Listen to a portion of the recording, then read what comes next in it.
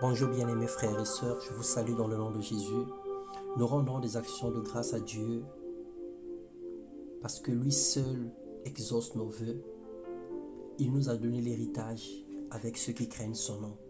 Que toute la gloire lui revienne. Bienvenue ce matin dans notre partage quotidien. Nous allons parler des bontés de l'Éternel. Le Seigneur pourvoira, mais tu dois parler.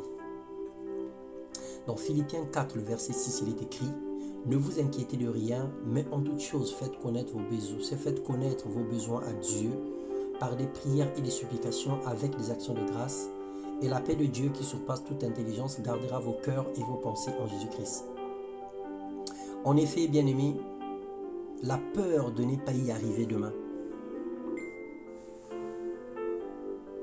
de savoir comment faire pour manger ou boire, comment payer son loyer, cette peur gagne les cœurs de plusieurs chrétiens et enfants de Dieu.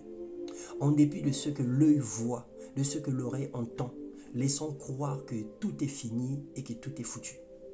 Dans Matthieu 6, le verset 26, la Bible dit: regardez les oiseaux du ciel, ils ne sèment ni ne moissonnent, ils n'amassent rien dans des greniers, et votre Père céleste les nourrit.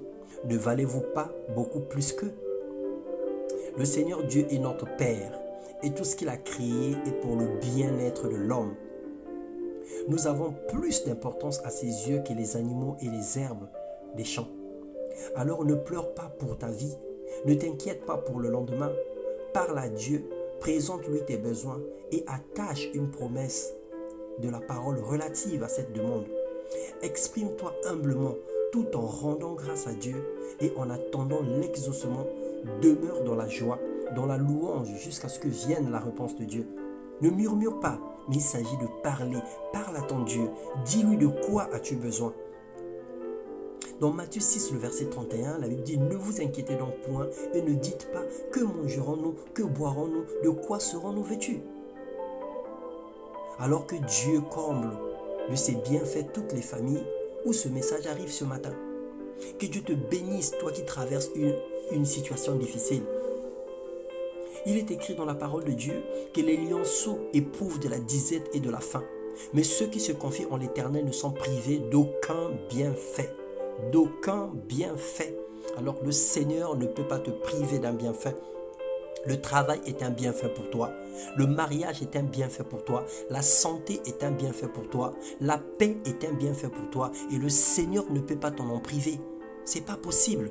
Dieu ne se contredit pas dans sa parole. Mais il est question de toi. Alors qu'as-tu besoin? Parle à ton Père. Rentre dans sa présence. Dévoile ton cœur à Dieu. Ne murmure pas. Ne te plains pas. Ne le condamne pas, ne l'accuse pas, mais parle simplement à Dieu. Dis-lui: Père, me voici devant toi, voilà de quoi ai-je besoin. Et le Seigneur qui est dans le ciel te reprendra du haut des cieux, dans le nom puissant de Jésus. Soyez infiniment et abondamment bénis au nom de Jésus.